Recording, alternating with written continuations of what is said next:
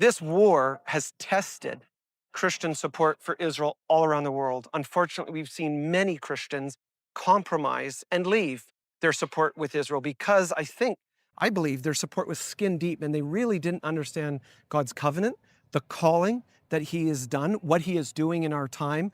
And so to stand here with you today at this location, celebrating the hostages' return is amazing. It's amazing because, first of all, you're here and you stayed. I remember when we were packing the bags, like these are volunteers Mhm. that technically could go to the airport like everybody else was Yeah. trying to get out of Dodge, uh, for people who were tourists and wanted to get to their loved ones back home. But you decided, based upon Lake, hey, let's pack some bags and Yeah. we'll bring it in. Yeah. It took some time to get to Jerusalem from Netanya, from my home, because we were dodging missiles Yeah. from Gaza. And we finally made it. We packed the bags and we were just praying because we're going to the military zone of where the war was happening. That's the Sderot and Mm. beyond. And now we entered into Sderot. And for some reason, during the time that we delivered, until I think 20 minutes after we left, Hmm. no rockets were No going missiles. into Sderot, Yeah. right? So Yeah. this was sort of the miracle. But I would have to say, I think both of us understood that we're going to do God's work and we're going to pray that we're going to return back to our families. Yeah. But I think there was something in the back, at least for my mind, Yeah.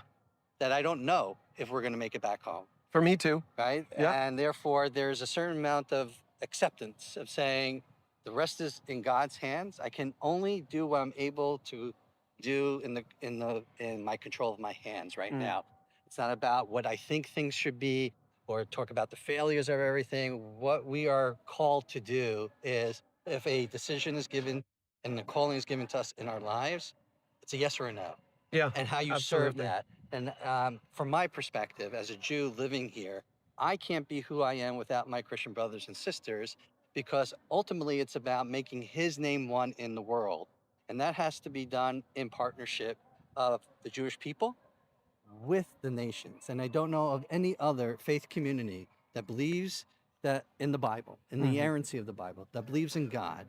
Yes, the expression is different. Judaism expresses its faith differently than Christians do, Hmm. but the commonalities far outweigh what divides us.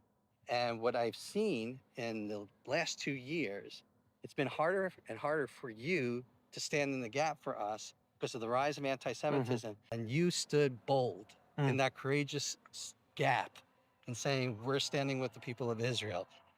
The honor is to do this with you and to show the world that Jews and Christians can work together for the benefit of God, to Mm. actualize His kingdom here. And we're doing this and helping people to rebuild their lives, because by rebuilding their lives, we become the conduit of the blessing to the world. Absolutely. This is covenantal faithfulness in action. You never see in the Bible people getting a download from God, so to speak, and then just sitting and doing nothing. God calls action. He calls people. He connects them together, and it's for His name. And I look at that right at the beginning. I mean, what I see in you and I is this like connection to Genesis 12:3. It's a connection to Genesis 15. It's a connection to the calling of Abraham, descendants, land. And through this relationship, there is going to be this symbiotic connection, the blessings that will go through the whole world. We're not supposed to be separate. We're not supposed to just think about something that makes us feel good. We're supposed to take action. Much of the church has failed in history, and there's been this chasm between Jews and Christians, but it's closing. This is just a miracle that we live in. You can hear the music in the back. We just came from a bunch of cheering Israelis watching these helicopters land with people that have been in dungeons, starved and abused since that horrific day. And Jews and Christians are working together. But the thing is that Christians are celebrating with the Yeah, Jewish people about this day. They have been praying all 738 days for the yeah. hostages to return. So this is not just a Jewish people celebration. This This is, is us yeah, celebrating together on the Feast of Tabernacles, which is a universal biblical yeah, holiday for the nations. That's why, biblically speaking, there were 70 offerings to yeah. represent the 70 nations back then, to represent the world. Right now on this day, I think everybody here is feeling something quite unique that we've never experienced beforehand.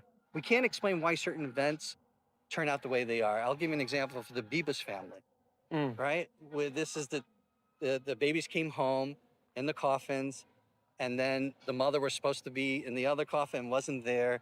The shock of that, and then finally the mother and comes home, and then the entire Israel does a parade of saying goodbye to Yeah. the family.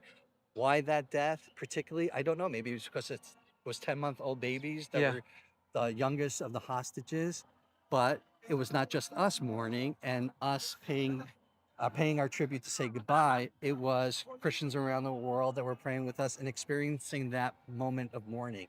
So just like where Solomon says in his book that we read, Kohelet, that there's a time for mourning, there's a time for joy, and this is the time for joy. Whatever you think of, whatever the deal is, doesn't matter. This is the moment that the government made a decision.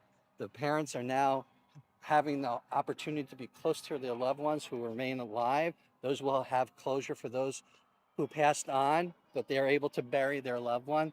It's all there. It's interesting how biblical faith is able to have the tension of joy Yeah. and grief Yeah. at the same time. Sometimes the words in the Bible, biblically speaking, those Hebrew words have tension. Yeah. How do you do this? And often both? we think that those We things think should be it's separate. but we're able Yeah. to handle it. And I think this is part of the journey for both of us, Yeah.